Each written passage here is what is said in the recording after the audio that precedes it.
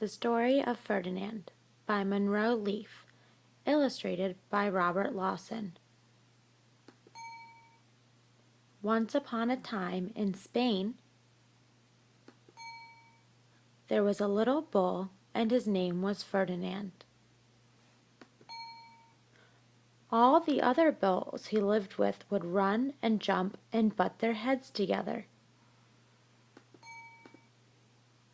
But not Ferdinand.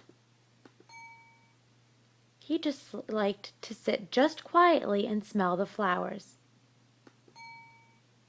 He had a favorite spot out in the pasture under a cork tree. It was his favorite tree, and he would sit in its shade all day and smell the flowers. Sometimes his mother, who was a cow, would worry about him. She was afraid he would be lonesome all by himself. "Why don't you run and play with the other little bulls and skip and butt your head?" she would say. But Ferdinand would shake his head. "I just like it better here where I can sit quietly and smell the flowers." His mother saw that he was not lonesome, and because she was an understanding mother, even though she was a cow, she let him just sit there and be happy. As the years went by, Ferdinand grew and grew until he was very big and strong. All the other bulls who had grown up with him in the same pasture would fight each other all day. They would butt each other and stick each other with their horns. What they wanted most of all was to be picked to fight at the bullfights in Madrid. But not Ferdinand. He still liked to sit just quietly under the cork tree and smell the flowers. One day, 5 men came in very funny hats to pick the biggest, fastest, roughest bull to fight in the bullfights in Madrid. All the other bulls ran around snorting and butting, leaping and jumping, so the men would think that they were very, very strong and fierce and pick them. Ferdinand knew that they wouldn't pick him, and he didn't care, so he just went out to his favorite cork tree to sit down. He didn't look where he was sitting, and instead of sitting on the nice cool grass in the shade, he sat on a bumblebee. Well, if you were a bumblebee and a bull sat on you, what would you do? You would sting him, and that is just what this bee did to Ferdinand. Wow, did it hurt! Ferdinand jumped up with a snort. He ran around puffing, snorting, butting, and pawing the ground as if he were crazy.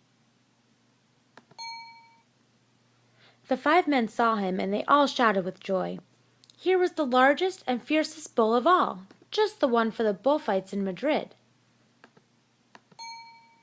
So they took him away for the bullfight day in a cart. What a day it was! Flags were flying, bands were playing, and all the lovely ladies had flowers in their hair. They had a parade into the bull ring. First came the bandilleros with long, sharp pins with ribbons on them to stick in the bull and make him mad. Next came the picadores, who rode skinny horses, and they had long spears to stick in the bull and make him madder. Then came the matador, the proudest of all. He thought he was very handsome and bowed to the ladies. He had a red cape and a sword and was supposed to stick the bull last of all. Then came the bull, and you know who that was, don't you? Ferdinand. They called him Ferdinand the Fierce, and all the bandilleros were afraid of him, and the picadores were afraid of him, and the matador was scared stiff. Ferdinand ran into the middle of the ring, and everyone shouted and clapped because they thought he was going to fight fiercely and butt and snort and stick his horns around. But not Ferdinand. When he got to the middle of the ring, he saw all the flowers and all the lovely lady's hair, and he just sat down quietly and smelled. He wouldn't fight and be fierce no matter what they did. He just sat and smelled, and the bandilleros were mad, and the picadores were madder, and the matador was so mad he cried because he couldn't show off with his cape and sword. So they had to take Ferdinand home. And for all I know, he's still sitting there, under his favorite cork tree, smelling the flowers just quietly. He is very happy.